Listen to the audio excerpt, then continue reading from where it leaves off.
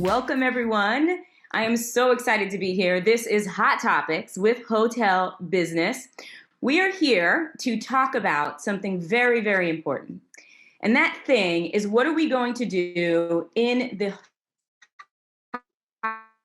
hotel industry to break barriers and to create an industry and experience where everyone can thrive. And as you'll see in just a few moments, as I introduce myself and other people, not just thriving as people and culture, but the data is in, the bottom line will be affected if we do not show up and think about how we are going to take the reins of diversity, equity, and inclusion. My name is Talia Fox. I am the CEO of KUSI Global. I've been doing this work for about 20 years. And when I say this work, I go into organizations and I think about how to transform culture. And we do that through engaging learning experiences. We do that through planning. And we do that through this opportunity to elevate the mind, to touch the heart, and to inspire what my new friend Leslie Hale has said: we have got to take action. It reminded me of Einstein says if he has a problem, he'd spend 59 minutes thinking about what the problem is and 1 minute solving it. Well, ladies and gentlemen, our 59 minutes is up. And this conversation is not just going to be about what the problems are, because I think we have spent a lot of time discussing that, but it is time to take action and to break barriers. So in this conversation, I am going to be the moderator, and I want to welcome all of you to the winner's circle. And I call you a winner because you have just taken the action to show up for the conversation. So over the next 50 minutes, we're going to have hopefully a robust and connected conversation with leaders in your industry, people that are thinking about what we need to do to thrive and to come together to connect, to not only make a better hotel industry, but to support a better world and a better life for all of us, because we are business leaders, but we are also people. And so as I moderate this, we'll have 50 minutes. We'll take about 10, 15 minutes if we have it to answer all of your questions. And you are winners because you're here. We also have some winners that not only are they here, but they have showed up by putting their time and their money into this hot topic. So I want to thank our wonderful sponsors, McNeil Hotel Company and hotelfurniture.com. When you choose who you're going to get services from, what hotels you're going to support, think about those companies that are showing up to conversations like this and investing in a better life and a better world. So without further ado, I'd like to introduce our amazing panel members, and I think they're extraordinary minds. One of them actually has been named an extraordinary mind. Her name is Donna, and they'll introduce themselves a little bit, but she's at Penn State, and she is leading efforts around what do we do to cultivate and build and develop the next generation of hospitality leaders.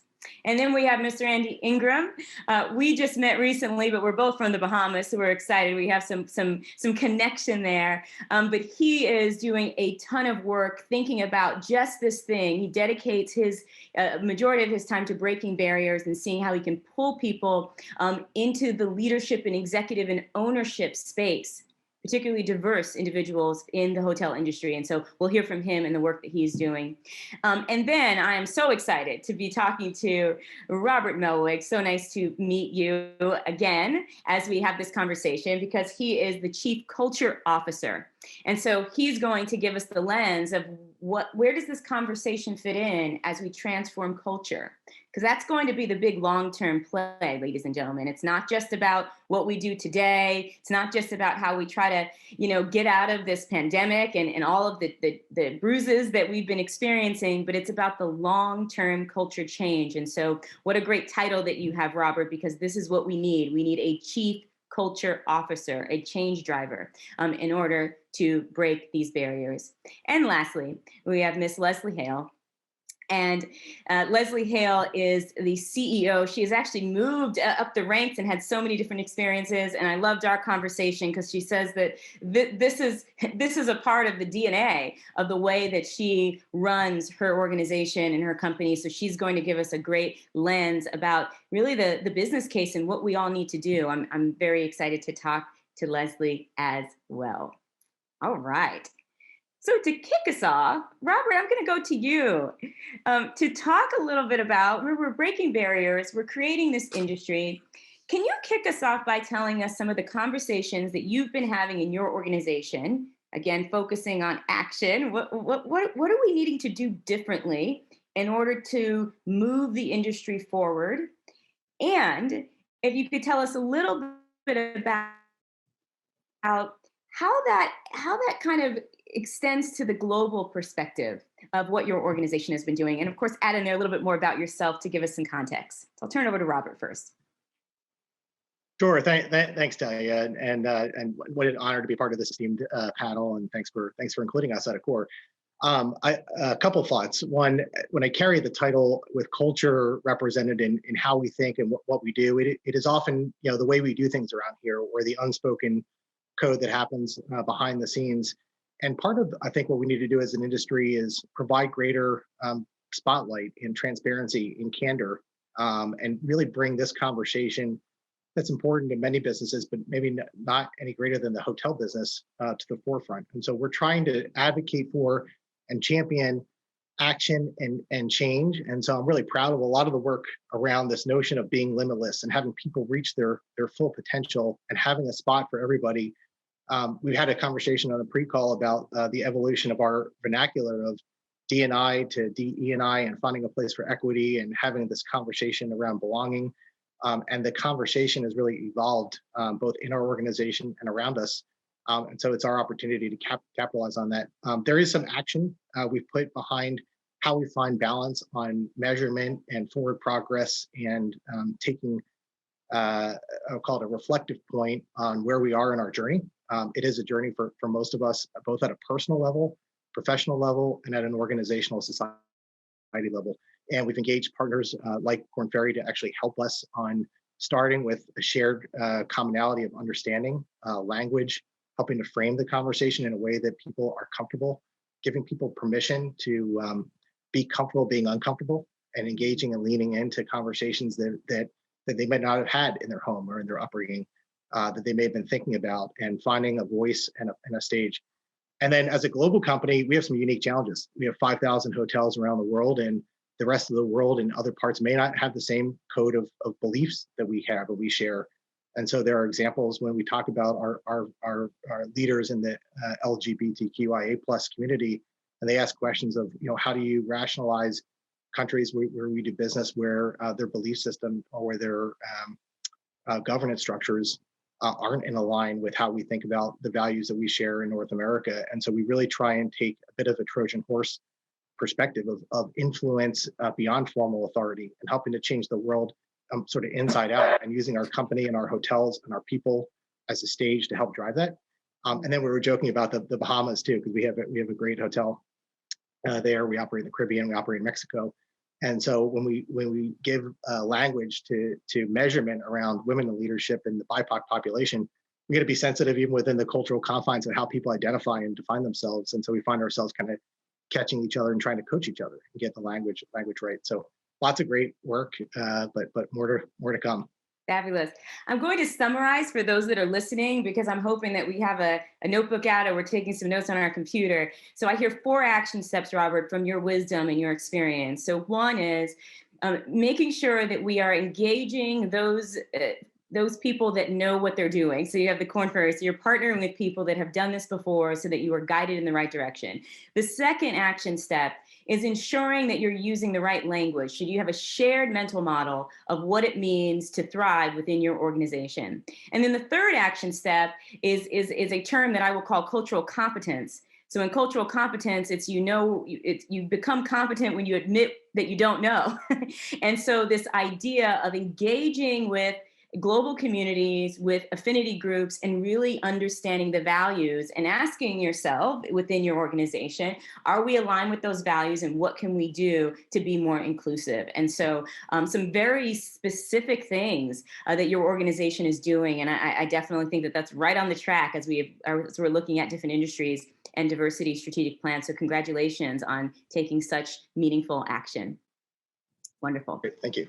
Yes. So speaking of shared mental models and language, I want to go to Donna. Donna, can you pronounce your last name for me? I want to tell everyone I committed this is almost a microaggression where I called her by her first name, but I used everybody else's last name. But that's because I couldn't pronounce it. But I am going to live right now say, I apologize for that. And I'm going to fix it live in this moment.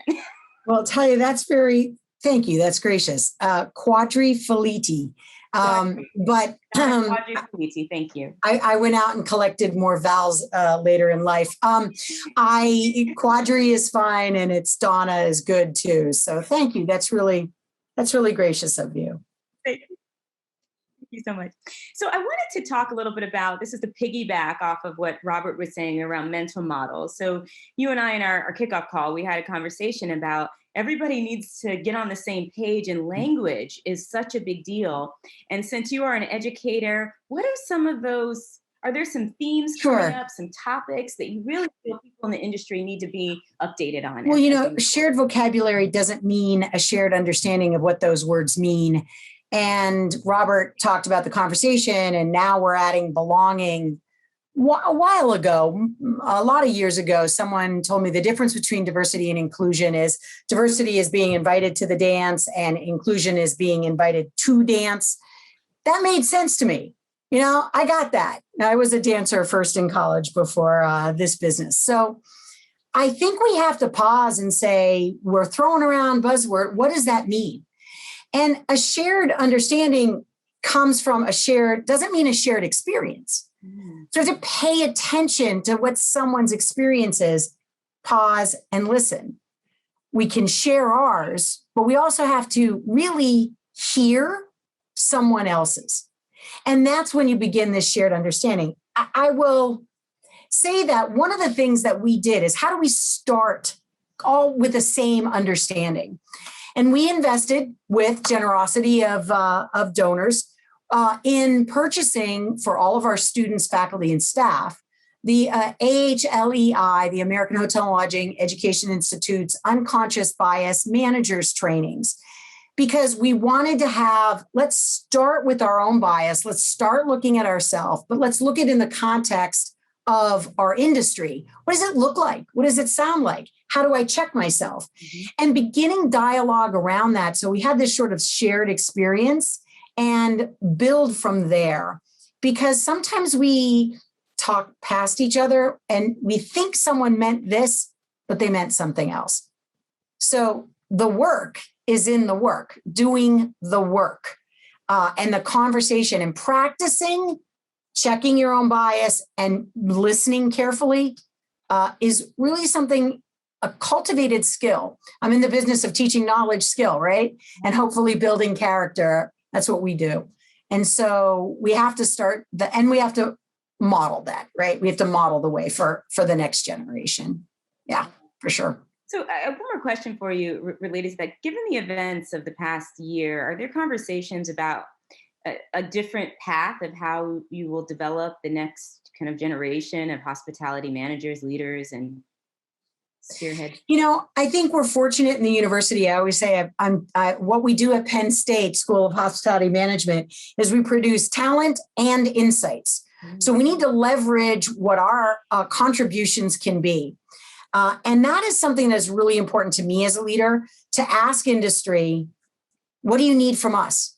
We ask so much of you, hire our students, donate to our great vision, but how do we partner and contribute with you? Mm-hmm. And so there are a lot of things that we're doing on research, and there's some things that we're doing in the classroom to really break down those barriers.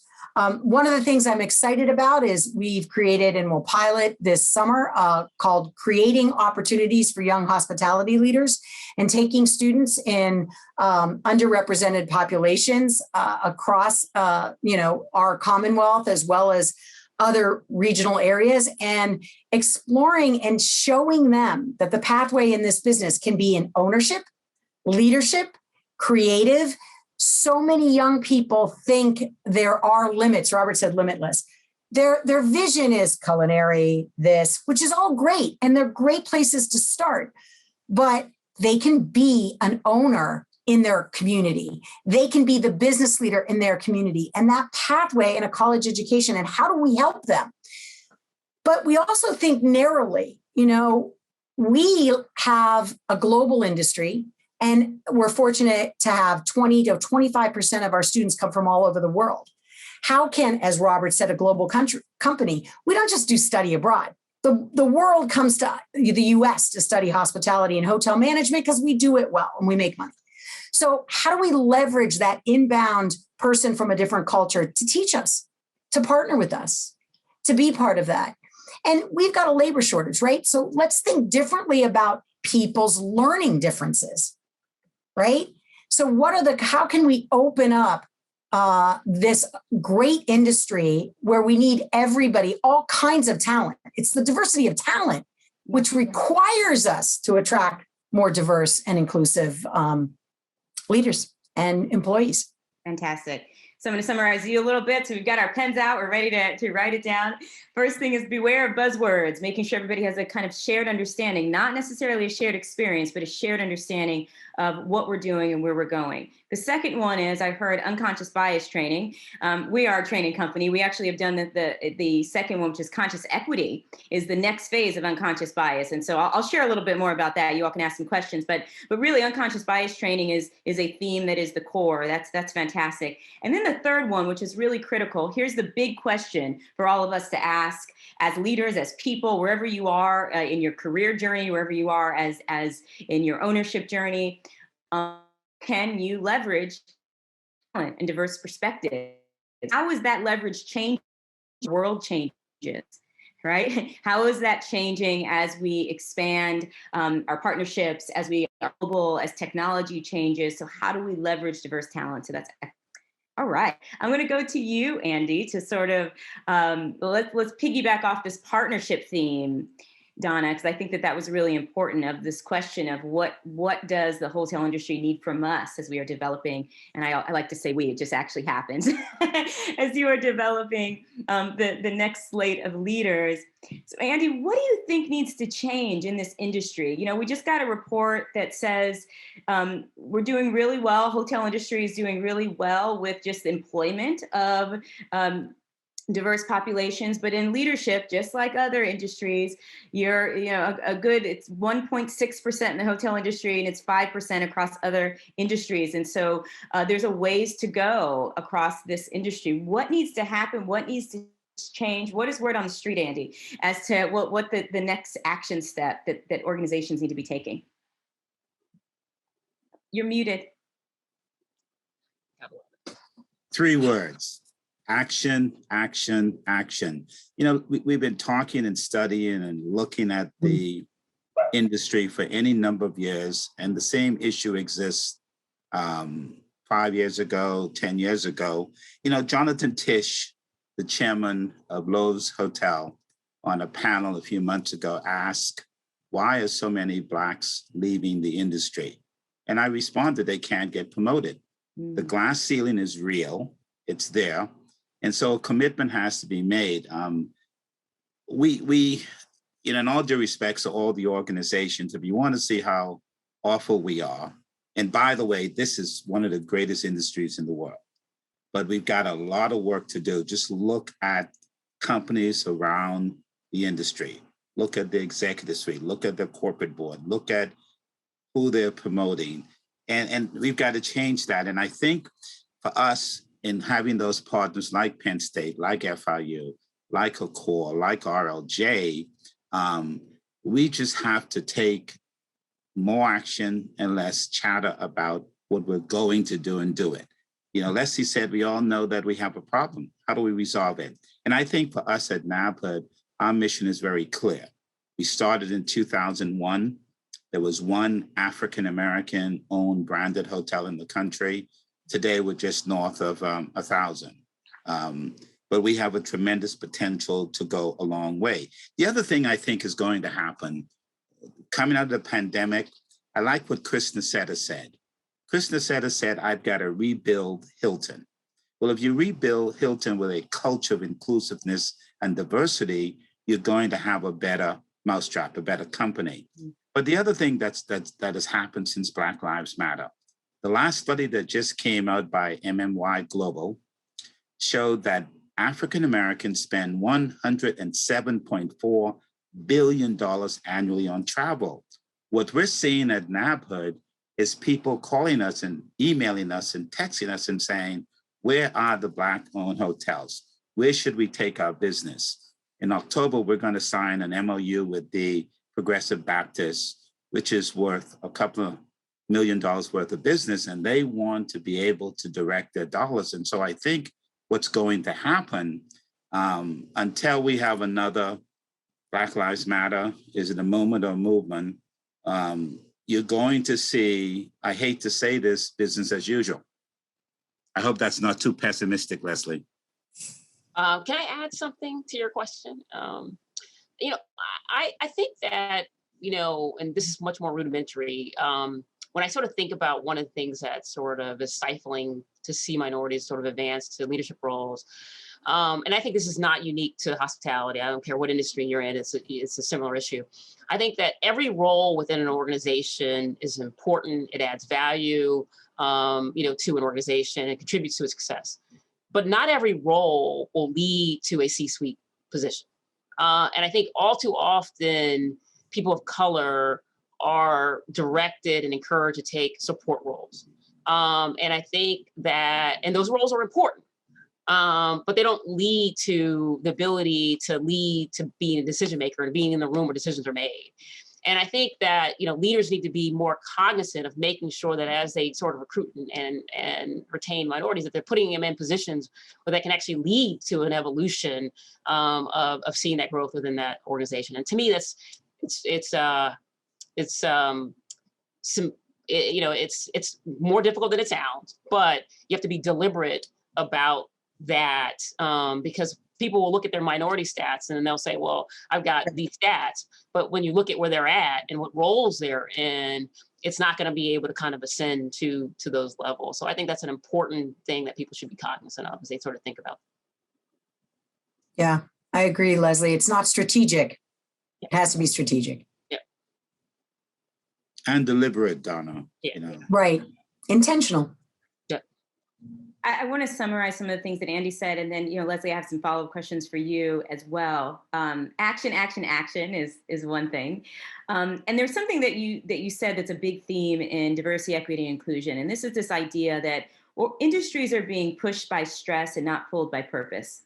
And so stress is actually short-lived. So you have Black Lives Matter, you have different movements come, and then people just kind of stop all efforts.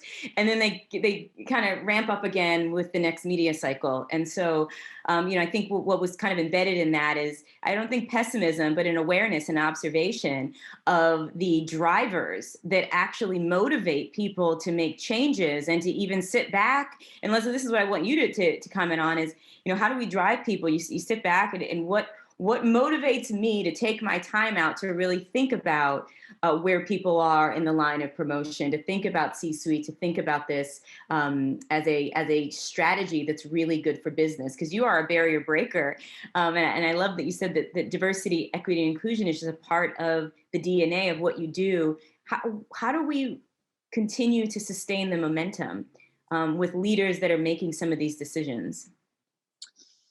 Yeah, look, I would say a couple things. First of all, I just want to, when I say that, you know, DNA is part of our, diversity is part of our DNA, I want to acknowledge, you know, Tom Baltimore and Bob Johnson, who started RLJ in 2000, and diversity was at the forefront of, you know, their thinking as they put this organization together. And today, you know, RLJ sits with 50%, you know, women and 50% ethnic minorities from a variety of different areas, all up and down the organization, including the board. And so it is part of who we are, and it's part of our everyday, you know, experience here.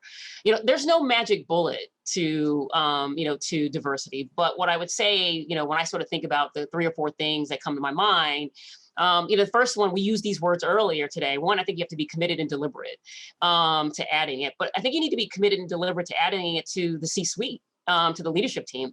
And I think that you can add diversity at all levels, but at the most effective way is at the leadership level, because it will help drive diversity both indirectly and directly throughout the organization. When people can see somebody who looks like them, they can see the opportunity of what they can become. That's an important tool to attract and retain diverse talent.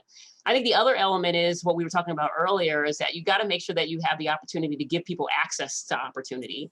I wouldn't be here today if somebody hadn't given me a shot, right? No matter how talented I am. And then secondarily, you have to be able to support them through their journey, and give them mentorship, sponsorship along the way.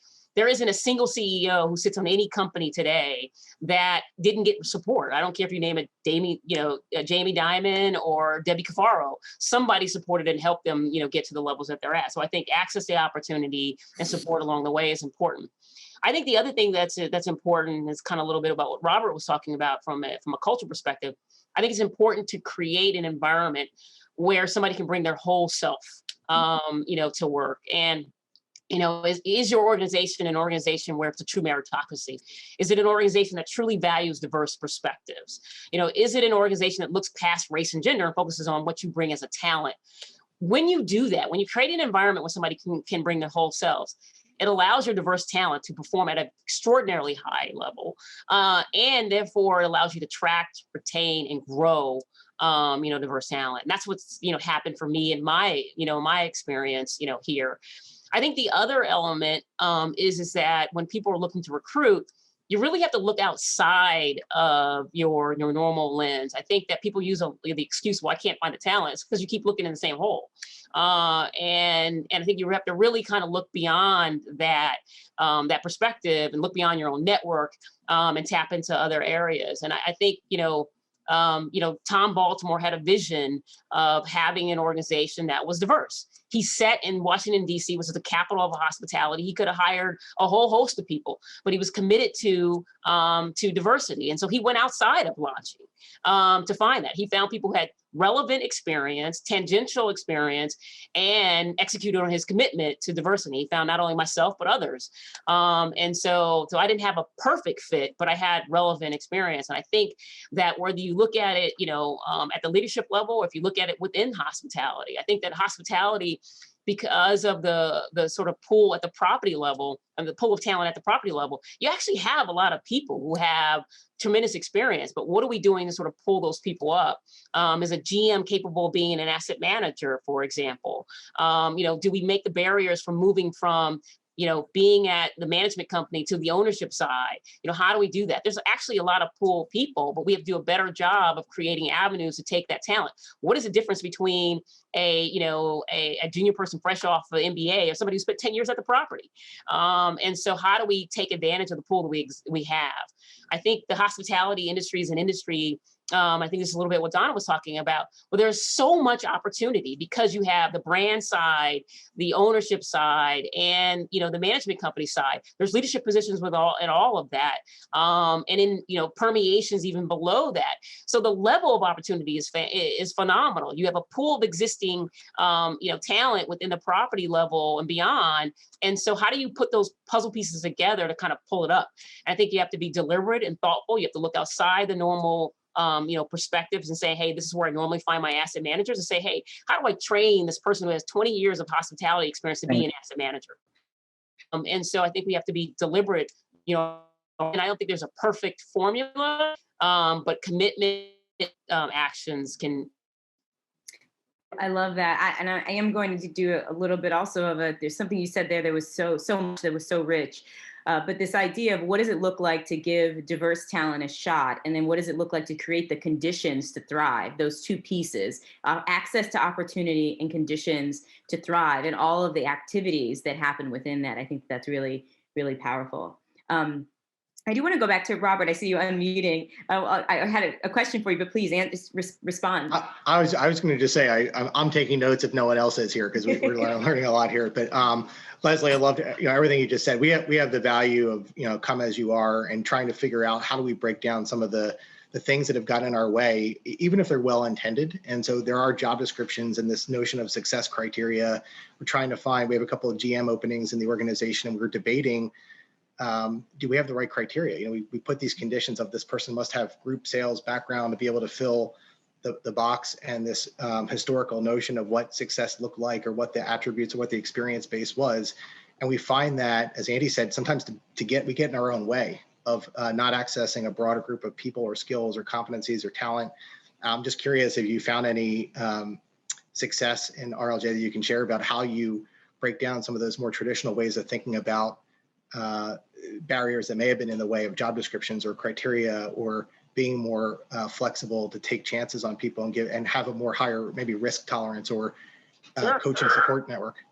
Yeah, I mean, I think that what we try to do in certain areas of jobs, and I'll use asset management as an example, is we created a couple roles. So we have senior asset managers. That's not the title, but they're more senior and have direct experience. But we also created roles where, it is, somebody who has the ingredients, but not necessarily direct experience. And so we create a space where we can tolerate that, right?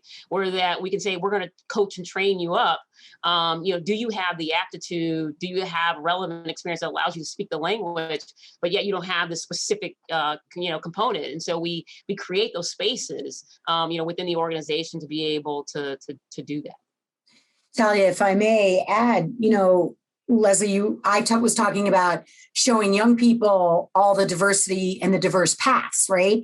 And so that there's a place for you in this industry. But when you graduate or the next level or your mid-career, who's there? Who's your, college counselor to say, where's the pathway? Now, next year we're going to launch a professional master's, and we hope we can serve in that role at that level, at the enterprise level. But in the organization, that development of talent really has to say, hey, if you had a little bit of this experience and a little bit of this education, maybe this is a launch pad for you. So it's developing that sort of in infrastructure that conversation happens. Maybe, for you and Tom and what he's created only in, this millennium, maybe that's part of the culture. But some people are going to have to actually devise a plan on how to do that and get everybody on board to do it. Yeah, no, I agree. You gotta have a plan. You have to be deliberate about that approach, and therefore that deliberation requires a plan. That's right. I completely agree with that. Yeah. Well, the other thing, if I may hop in too, non-traditional areas of exploring talent. When you talk to Leslie or Tom, their experiences may be very different from Robert or anybody else. And when I think of SPE, for example, and SLS hotels, it was born of an idea of a lifestyle. Nobody ever seen something like this. And now they've combined with Accor. So there's going to be, and I always think about this, how is the culture going to be merged?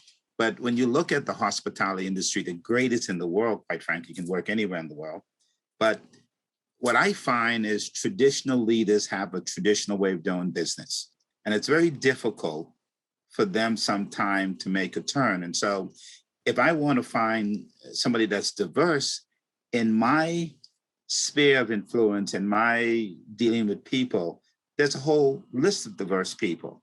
But when you hear somebody that's coming from Minnesota, for example, they're going to have a very different experience and will maybe run the organization based on that experience. So I think, in fairness, the industry, we want to give them an opportunity to have a new learned behavior, a new way of doing business, a new way of exploring business, because they may not be sure that I should put an African-American in the front office, or I should put a woman in this position, or where do I find them? So I think, it takes a little bit of work, and Robert said it right. The culture has to be changed so that we begin to see what is non-traditional that we can now bring into the industry as a whole. Robert, actually, I have a question for you around that. In your journey, particularly as a chief culture officer, what have you seen as some of the biggest barriers or the biggest challenges around mindset and around behaviors that people have been doing, for a long time, and now you're trying to kind of maybe drive change and drive a different perspective? What have been some of the core things that you've seen? in your career? Recently for us, I think people are sensitive about the subject, and there's a general just backdrop or question about, do I have the language right? Am I going to say it wrong? Am I going to offend somebody because of my beliefs or what I say? And there's this notion of being too careful, as opposed to, this is a subject that we want to give people permission to just be real and have authenticity and have you get down to the core of who people are, how they think, how their background and their experiences come and show up at the table and influence decisions in conscious and, as you say, unconscious and subtle ways. And they may lead unintentionally to policies and decisions and assessments and tools and a whole lot of things that just happen in the nature of work. And so as we try and clear the cobwebs for what people, helping them get kind of unstuck and giving them permission, we're trying to create the right, I'll call it safety net, and the right way to have people participate in the conversation and lean into the mess and the complexity and the importance and the significance of it, and feeling like they can contribute without, and doing so thoughtfully and finding the right words and being polite. And there's a respect by the nature of how you can do it, but doing so with, I'll call it just a heartfelt, thoughtful intent.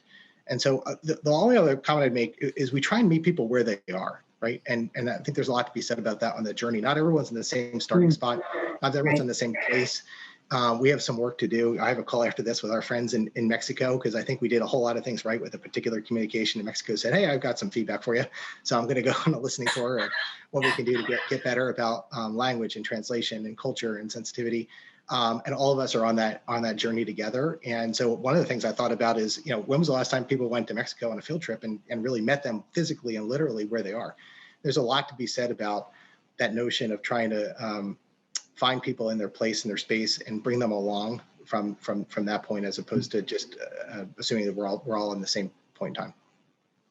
Yeah, I'm actually going to just give us some notebook things here. Three things. One, from what Andy was saying, this idea of expanding your network, and that this is a barrier, not knowing where to go to find talent, and looking at non-traditional methods of recruiting diverse talent. As Leslie was saying, you have to be intentional about it. So it's not just going to happen naturally.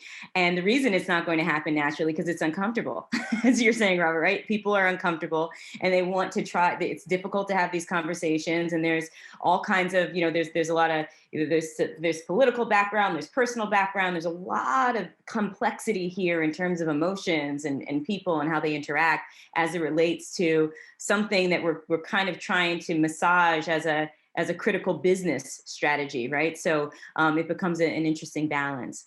We do have questions coming in, but I do want to throw out a question to the group because it comes up a lot in the work that I do with leaders. So we have these offline conversations, and this is about recruitment. And some leaders, and I won't mention their names, have gotten in trouble for saying these things out loud. But I think this is also related, Andy, to what you were mentioning. They said, we're a company, we're not biased, but we're choosing the most qualified individuals, and we're just not finding those individuals in the right leadership space and that have the right set of skills to be in an executive position. And this actually is made me think about this with what you said, Leslie, about, if you come into an organization as a support role, people think that they're just going to move over to go to the C-suite. So what that path is, but who wants to tackle that? What do we say? I mean, this is kind of real talk. People are really thinking it. These are decision makers. What's our response to this barrier or to this notion? Is that not finding the qualified people? Is that what Yeah, that's interesting. When I hear that, I always have to smile because, quite frankly, it's nonsense. And I always look at, I'm in Fort Lauderdale, so I look at Miami, Fort Lauderdale, and West Palm Beach, hundreds of hotels. There are 5 Black general managers in all those hundreds of hotels.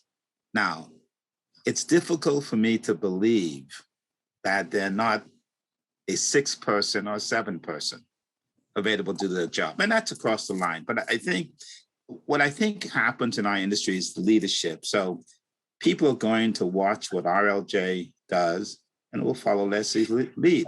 They're going to watch what Chris Nassetta does at Hilton and follow the lead. I think when leaders take the courage to step out of that comfort zone.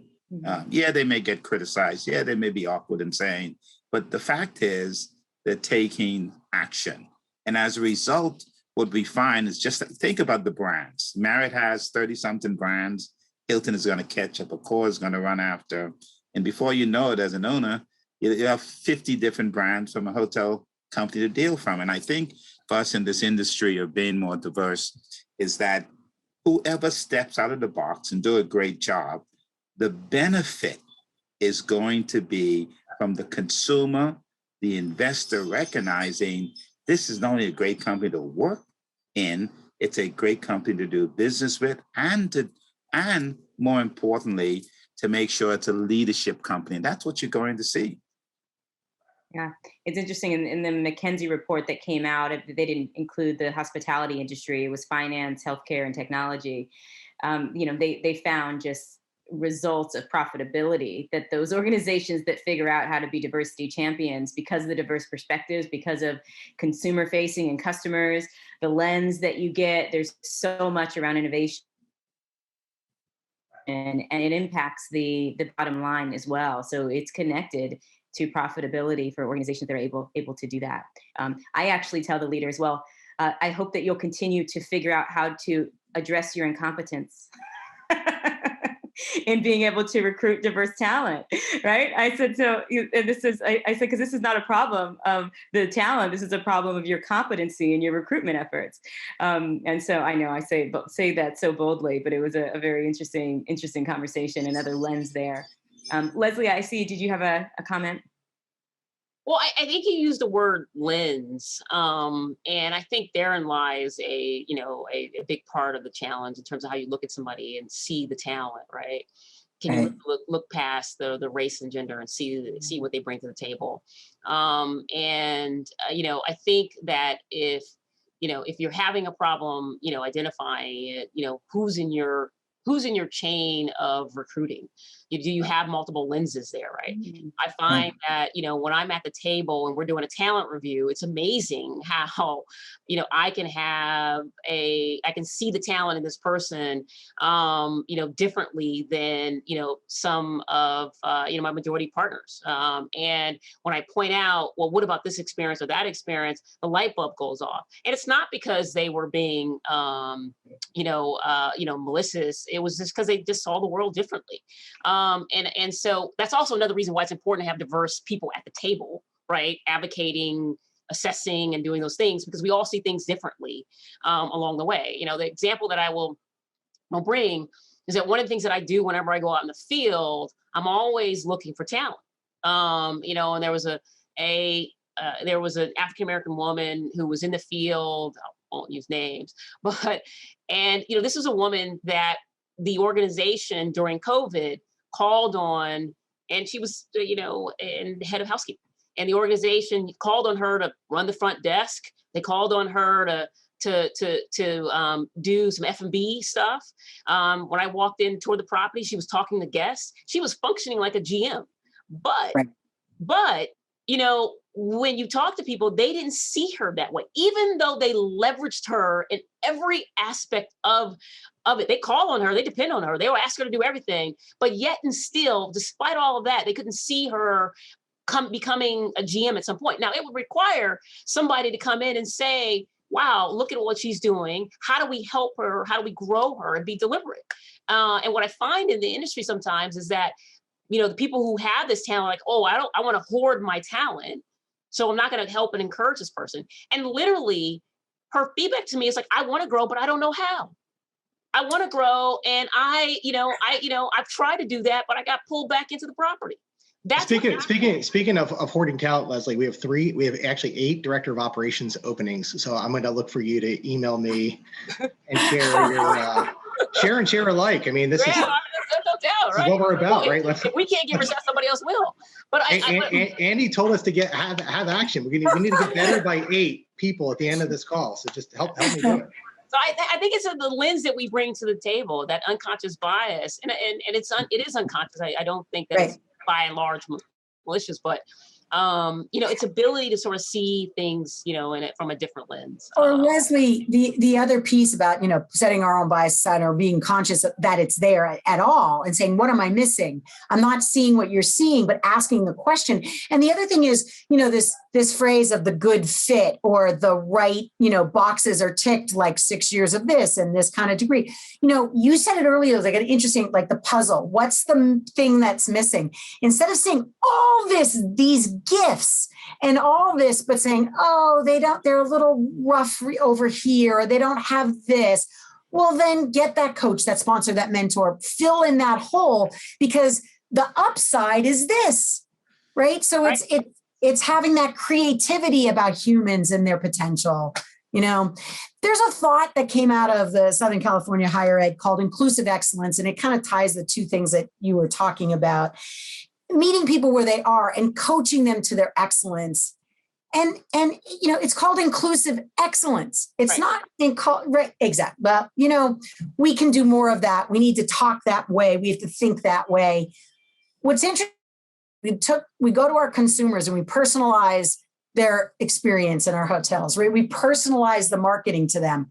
But funny, we have to have everything in the HR coaching, in managerial development has to be non-personalized. Like it's not adapted in the same way. We can do more. We can do better that way. These are great stories.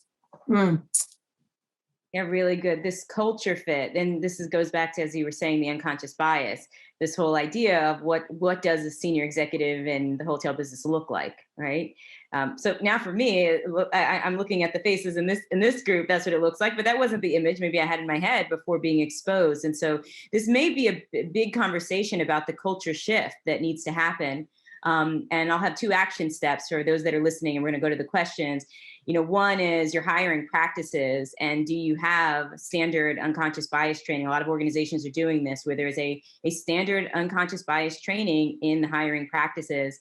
And then the second thing is, what are you doing to develop excellence across in your people and your culture strategy? Or do you have an actual intentional and deliberate plan? And how are you, what's the lens in which you're seeing diversity, equity, and inclusion? What you said, Leslie, less diversity results in less diversity. So this is why a lot of people are making, they start with the numbers. They have to get the numbers up, because if you don't have different perspectives and lenses, different work styles, we're talking about race and ethnicity, but we're also talking about a lot of other things that actually a strong diversity strategy leads to, which is why I think companies that have that as a mindset and as a value system, they thrive in all areas for everyone within the organization, which I think is critical. All right, let's go to our questions. And this one is from Randall Williams. If you don't want me to say your name, you can go ahead and put that in the question as well. So Randall says, many organizations are now forming DEI committees. How do you feel about this, especially the newly formed ones? And how do you perceive the relevance of these committees 5 to 10 years from now? So DEI committees. Well, I'll tell you. Oops, sorry. Go ahead, Donna. Go ahead. I would love for them to be obsolete, because we wouldn't need them. But I doubt if that's going to be the case. Sorry, sir. Andy, Leslie, apologize. No. I was just going to add to it. What it reminds me of actually is many years ago when the NAACP came up with their first report card. Every hotel company rushed to it. And then it fizzled out. So now we have another go at diversity. So I know Randall very well. He works with Robert, but his company seems to be one of those companies that are looking at how we can change the culture. And so, yes, it's going to be around for a long time, because bias is hard to change. And I think the commitment is that, and when you think about it, when you begin to hire, and I found this out recently, most of the hospitality companies, most of the CVBs go to the same companies for the last 10 years to hire talent, the same headhunters. And so if they haven't changed, if they don't find new candidates, they're never going to get what this panel looks like today, a very diverse group of people. Yeah. The thing that I would say is this, is that, I think D&I, committees and or, departments are important. but who you staff them with is even more important, right? If you had a transaction that was going to alter the course of your organization, and it was super important, you put your best talent on, you make sure that it gets the attention of the highest levels of the organization. Treat diversity like that, right? And put your best talent on it, and make sure that it's got the highest level of attention on it. It's going to alter the course of the organization. And in some organizations, it doesn't get treated like that. It gets treated like check the box, and the person on it is 2 layers, 3 layers down. And so my view is treat it like it's a transaction that's going to change the course of your organization, and put your best talent on. Yeah, I will add. Oh, go ahead. I want to say something. You're going to become the chairperson of the American Hotel and Lodging Association soon. The last time they had a Black woman as the chairperson was more than 20 years ago with Valerie Ferguson. That's right. Think about it. There's something wrong, and we've got to fix it. I had a chance to sit down with Valerie 3 weeks ago. She now works for Disney. And I said to her, Valerie has the industry change. She was the first African-American woman to become a general manager at a Hyatt and then at a Ritz-Carlton. First African-American woman to become chairperson of the American Hotel and Lodging. Here we are 20 years later, repeating the same thing. So will we change every 20 years or will we change every year? I mean, that's the only point I'm making.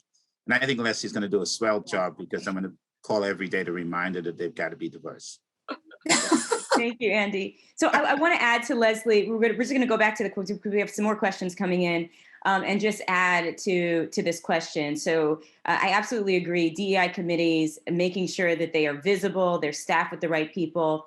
But there's also the idea of, are you putting funding behind the DEI committees, or do you just have them set up as a check the box? And the second thing is, when you put committees together, like a diversity, equity, and inclusion committee, you need change leadership training, and there needs to be some level of guidance from someone, from organizations, a consultant outside of the organization, to support in what it means to lead an organization through these kinds of changes. I see so many of these committees getting together, and it's not their expertise, and it's not something that you can kind of get together and figure out. That there are some very specific things that these committees need support around. And so this is just aligned with what you said, Leslie, is that this is a big complaint from DEI committees, that they feel like it's just to check the box, and they're even being patronized a little bit.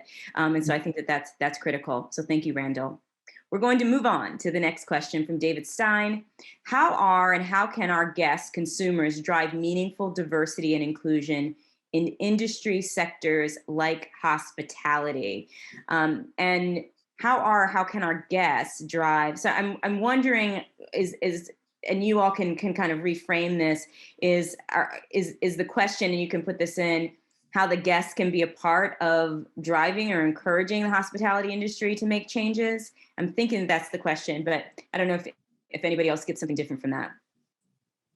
Yeah, I would just comment that we're coming up on June, and many organizations are celebratory of Pride. So there are these moments that get institutionalized as appropriate ways to celebrate travel, bring the consumer and the guest into that experience with you. Black History Month in February is always a good reminder of that as well. And some organizations do better than others around packaging and telling the story from a consumer perspective, being external and internal at the same time, to be able to connect people and purpose, connect the authenticity of your organization and how you show up with the guest journey. Try and meet the guests where their interests are in terms of potentially give back or donations or affiliate philanthropic ways in which they want to maybe contribute at a societal level to helping to really contribute and make sustained change. So we're proud of that, but I think we can do better. We've challenged ourselves in the committees to have more advanced planning, more forethought, more lead time, more resource. And it kind of goes to Leslie's comment. We just need to treat this and embed this into the culture and the fabric of the way we do things here. We don't want to simply have diversity be around programs or tactics or actions or activity. We want it to simply be the way we market, we sell, we embrace, we recruit. And ultimately, that's really the aspiration, is to simply make the conversation, embedded into the fabric of our thing. And that includes sales and marketing, and that includes imagery, and that includes outreach. So I hope that we still have moments to celebrate, and we can take advantage of the periodic pause points to come together and shine a spotlight on great things happening. But that's my response on the customer side. And Robert is spot on, and I think that's a committed effort. He's spot on. Yeah. So we have about 5 minutes, and we have 3 more questions. We're going to get to some of those, and I'll throw them out to the group as well. But I think that's great, the idea of making it a system that works together. So Brandy Patterson, how does intentionality play a part in the selection of vendors? Right. So we've been talking a lot about recruiting talent. And she says, I've seen certified women-owned companies have the door slammed in their faces due to bias. Vendors, so who we choose, I think that's a huge component of diversity, equity, and inclusion in the hospitality industry. Yeah, I would say that, the hospitality industry, like most real estate industries, are very capital intensive. And so the amount of dollars we put out from both a hard asset perspective and from an operating perspective is significant. And so I think it's about letting your vendors know what your values are around diversity, letting them know that what your expectations are in terms of the allocation of your dollars. So if you're renovating a property, whether or not your GC is diverse, is one area you can push on, but also just making sure the subs that they use, that there's some diverse component to that, and having some parameters around kind of what your expectations are around that.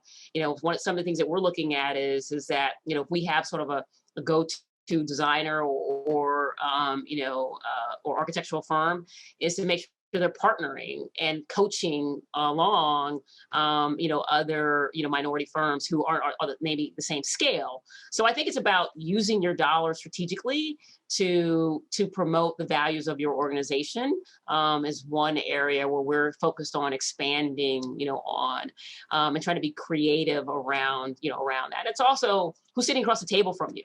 Whether it's our banks, our law firms, our various service provider, our accounting firm, and saying, hey, we want to see diverse talent.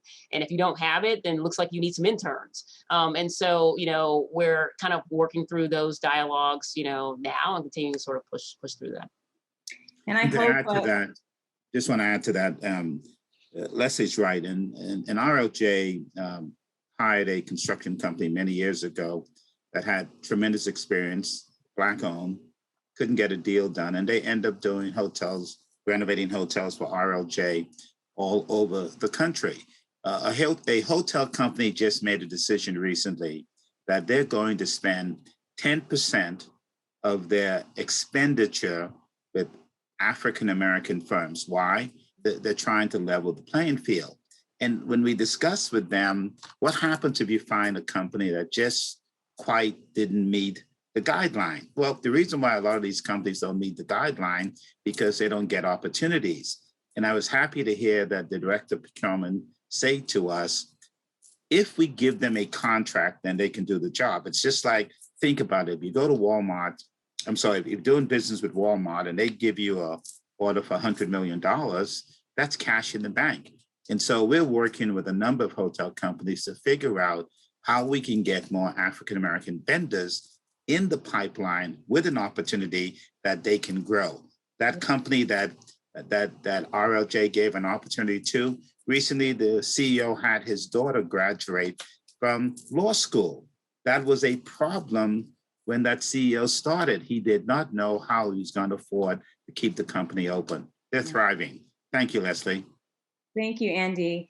I think, again, the intentionality, I also would say to have a strategic plan. I've been talking to some high potential talent. They've been walking out of interviews if organizations don't have a strategic plan and they're not addressing diversity in vendors, diversity with recruitment. There's been kind of some movement. Our final question, and we literally have 1 minute.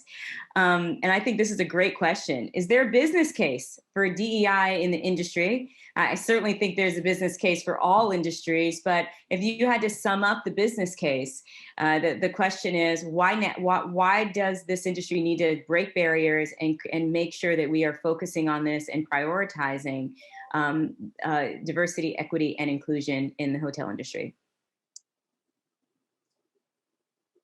ROI. That company will be a better company. The ROI will continue to go up, and then you get a chance to get more people with different points of view, different experiences, And that's where the growth comes in. Sam Nassarian did it best at SBE and SLS. He grew a company that started as an entertainment business. Today, it was so valuable that Accor bought it. So, ROI is always the best thing to do. Fantastic. Well said. Yeah, I would just say the business case keeps getting made it keeps getting expressed in different ways. So if you just need one data point, really, there you go. Keep making it. Wonderful. So it is right at 4:00. Never enough time. This is a very hot topic and deep topic to unpack in a very short period of time. I want to thank Hotel Business. I want to also thank our sponsors. Thank you so much for your support with this hot topic. And I want to thank Andy, Donna, Leslie, Robert. Again, thank you for joining the winner's circle, because showing up to have these conversations, I think, is a huge action step in the right direction. And all of you that have joined us today, thank you so much. Again, my name is Talia Fox, CEO of KUSI Global. I know that this issue, there'll be a recording in the July 7th issue for Hotel Business, and there'll be some other things coming out. I hope that this isn't the end. With that said, just so happy we all are feeling good and moving toward greater profitability, greater lives, and a greater world. So that's it today for Hot Topics. Thank you all. Thank you. Thank you. Thank you.